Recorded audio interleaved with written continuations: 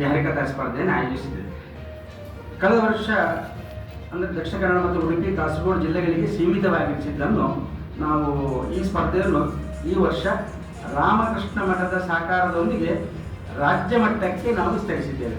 December 27ರಂದು ಮಂಗಳೂರಿನ ರಾಮಕೃಷ್ಣ ಮಿಷನ್ನಲ್ಲಿ ಹರಿಕಥಾ ಸ್ಪರ್ಧೆ 2025.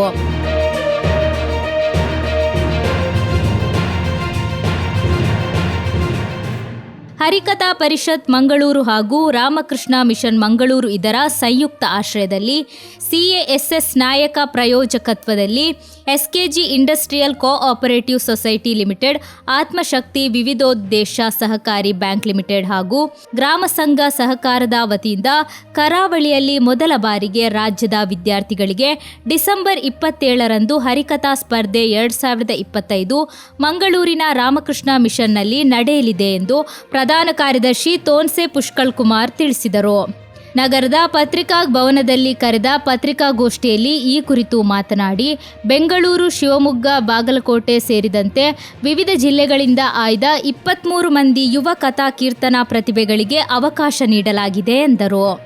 ಈ ಸ್ಪರ್ಧೆಯು 2 ವಿಭಾಗದಲ್ಲಿ ನಡೆಯಲಿದ್ದು 10ನೇ ತರಗತಿಯವರೆಗಿನವರನ್ನು ಕಿರಿಯ ವಿಭಾಗವಾಗಿ ಹಾಗೂ 10ನೇ ತರಗತಿಯ ಮೇಲ್ಪಟ್ಟ ಎಲ್ಲ ವಿದ್ಯಾರ್ಥಿಗಳನ್ನು ಹಿರಿಯ ವಿಭಾಗ ಎಂದು ಗುರುತಿಸಿದ್ದು, ಕಿರಿಯ ವಿಭಾಗದಲ್ಲಿ ಮೊದಲನೇ ಬಹುಮಾನ 5,000, ದ್ವಿತೀಯ ಬಹುಮಾನ 3,000 ಹಾಗೂ ತೃತೀಯ ಬಹುಮಾನ 2,000 ರೂಪಾಯಿ ನೀಡಲಾಗುವುದು. ಹಿರಿಯರ ವಿಭಾಗದಲ್ಲಿ ಪ್ರಥಮ ಬಹುಮಾನ 7,000 ರೂಪಾಯಿ, ದ್ವಿತೀಯ ಬಹುಮಾನ 5,000 ರೂಪಾಯಿ, ತೃತೀಯ ಬಹುಮಾನ 3,000 ರೂಪಾಯಿ ಪ್ರಮಾಣ ಪತ್ರ, ಟ್ರಾಫಿಯನ್ನು ನೀಡಲಾಗುವುದು ಎಂದು ಹೇಳಿದರು. ವಿದ್ಯಾರ್ಥಿಗಳು ಹಿರಿಯರ ವಿಭಾಗದಲ್ಲಿ ಭಾಗವಹಿಸುತ್ತಾರೆ. ಹಿರಿಯರ ವಿಭಾಗ ಮೊದಲ 3 ಸ್ಥಾನಗಳಿಗೆ 500, 5,000, 3,000, 2,000, 5,000, 3,000, 2,000 ಈ 3 ಸ್ಥಾನಗಳಿಗೆ ನಾವು ವಿಶೇಷವಾದಂಥ ಈ ಬಹುಮಾನವನ್ನು ಕೊಡಲಿಕ್ಕಿದ್ದೇವೆ.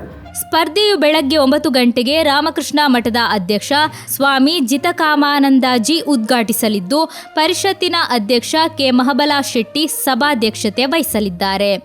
ಸಂಜೆ 6 ಗಂಟೆಗೆ ನಡೆಯಲಿರುವ ಸಮಾರೋಪ ಸಮಾರಂಭದಲ್ಲಿ ಕಡಪ ರಾಮಕೃಷ್ಣ ಮಠದ ಅಧ್ಯಕ್ಷ ಸ್ವಾಮಿ ಅನುಪಾನಂದಜಿ ಆಶೀರ್ವಚನ ನೀಡಲಿದ್ದು, ಷರತ್ತಿನ ಗೌರವಾಧ್ಯಕ್ಷ ಹರಿಕೃಷ್ಣ ಪುನರೂರು ಸಮಾರೋಪ ನುಡಿಗಳನ್ನಾಡಲಿದ್ದಾರೆ ಎಂದರು. ಪತ್ರಿಕಾಗೋಷ್ಠಿಯಲ್ಲಿ ಗೌರವಾಧ್ಯಕ್ಷ ಹರಿಕೃಷ್ಣ ಪುನರೂರು, ಅಧ್ಯಕ್ಷ ಕೆ. ಮಹಾಬಲ ಶೆಟ್ಟಿ, ಉಪಾಧ್ಯಕ್ಷ ಕೆ. ನಾರಾಯಣರಾವ್, ಶೇಣಿ ಮುರಳಿ, ಸುಂದರ್ ಶೆಟ್ಟಿ ಉಪಸ್ಥಿತರಿದ್ದರು.